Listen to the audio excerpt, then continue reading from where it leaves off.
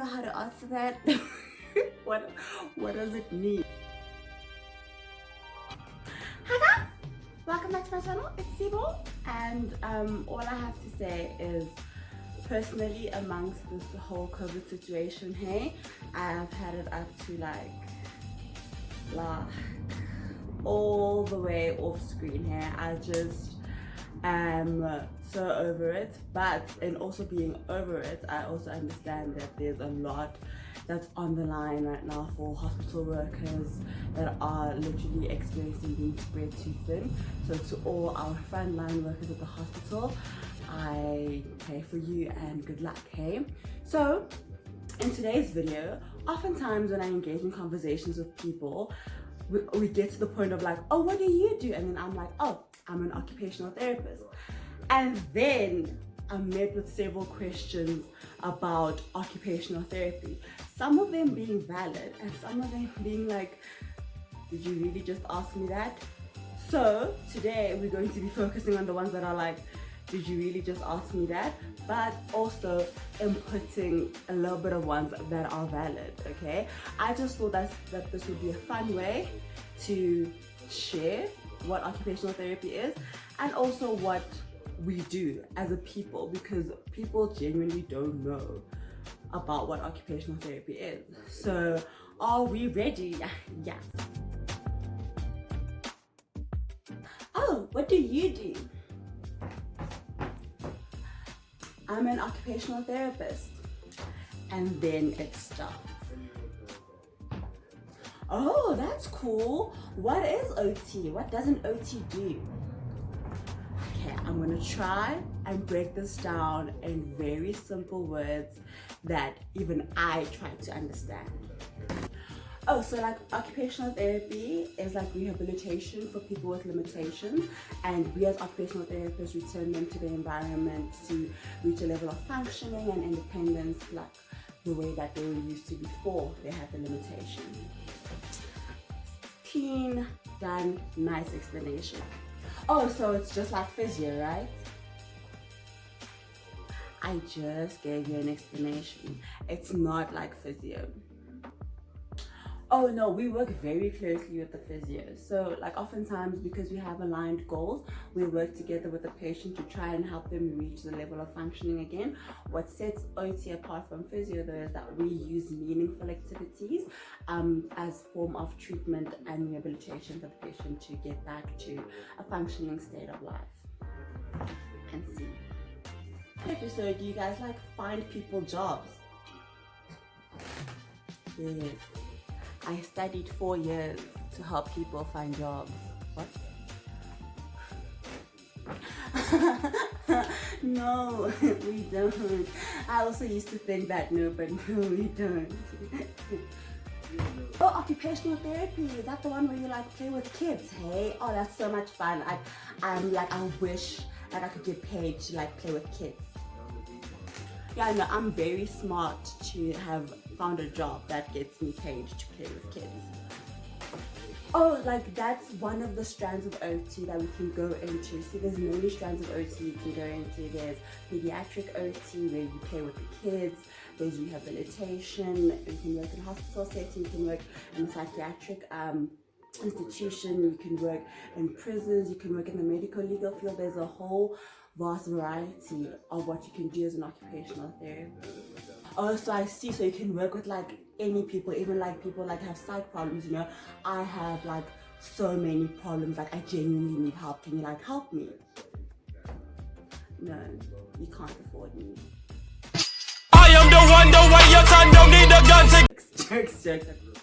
If you feel like you have problems that need to be addressed, you can approach a professional in a space whereby it's safe and you can communicate your feelings with them. So like, you know how you said like you work in like psychiatric institutions, like how do you like deal or like handle like crazy people? Like normal people?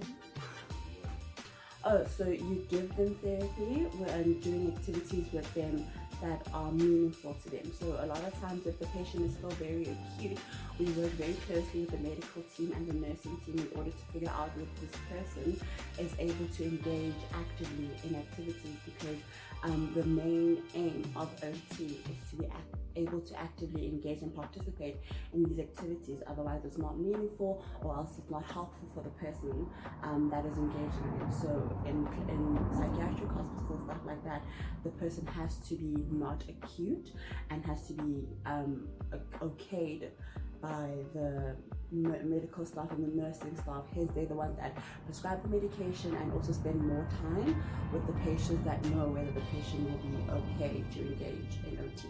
You're an OT, you know, I was an OT. Oh, that's so cool. What are you doing OT for? I don't know how to answer that. What does it mean? Shucks, hey, so if you're doing that like OT, then you must like really have like a love and a patience for people. Hey, sure, that's really nice. Yes, I do. Yeah, 100%. So you know, when you work with people, you have to have a love for people. It's very difficult when someone has lost independence and functioning, and they get to become very vulnerable in like sessions with occupational therapists and stuff like that. So you as the OT have to create that bond with the person so that there can be that level of trust and that level of cooperation, so that you can be able to do rehabilitation and do treatment. Oh no, yeah, I see what you're saying. So like basically OT is like a human mechanic.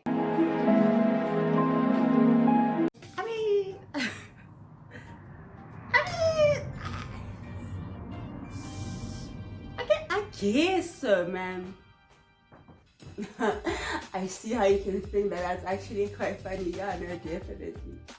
Wow, like I could never be able to do that. Hey, like you're doing really good and noble work. Hey, that's really, really great. I'm a saint. Thank you, man. It's really, really tough, but it is worth it, especially when you hear a patient being able to say, I would not have been able to do this if it wasn't for my OT. So yeah, guys, that was basically the types of questions I have received as an OT. These are actual real life questions that I've received and statements that I've encountered. If you are an OT and you have any other things that you can think of that I didn't mention, please do mention them down in the comments.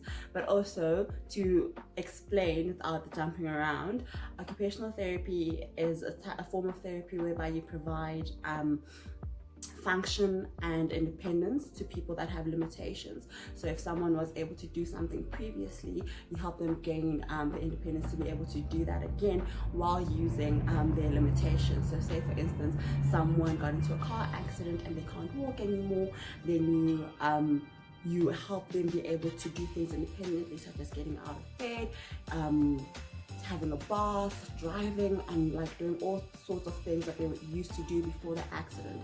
But then that's just one form of occupational therapy that there is. Like I mentioned, there's OT in schools for learners that have learning disabilities or learners that have sensory processing issues.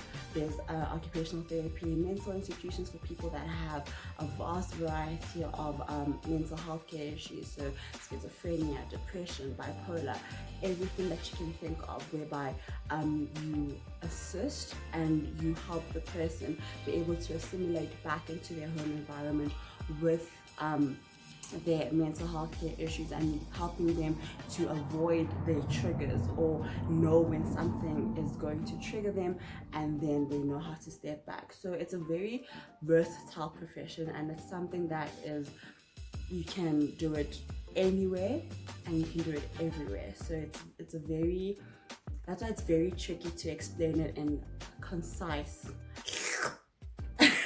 explanation, because there's so much that you can do with one degree. Okay guys, I hope you enjoyed the video. If you guys can think of any other professions that you want me to do, please do let me know and send me the types of questions that you've received. I'm thinking of doing like a series of allied healthcare professions, because that's the one where people barely know what we do. So next up I'm thinking of doing physio, and then speeches, and then dietetics. So let me know if you guys have like weird questions that have come up to you, and put them down in the comment section. If you did like this video, please give it a thumbs up, and okay, thanks, bye.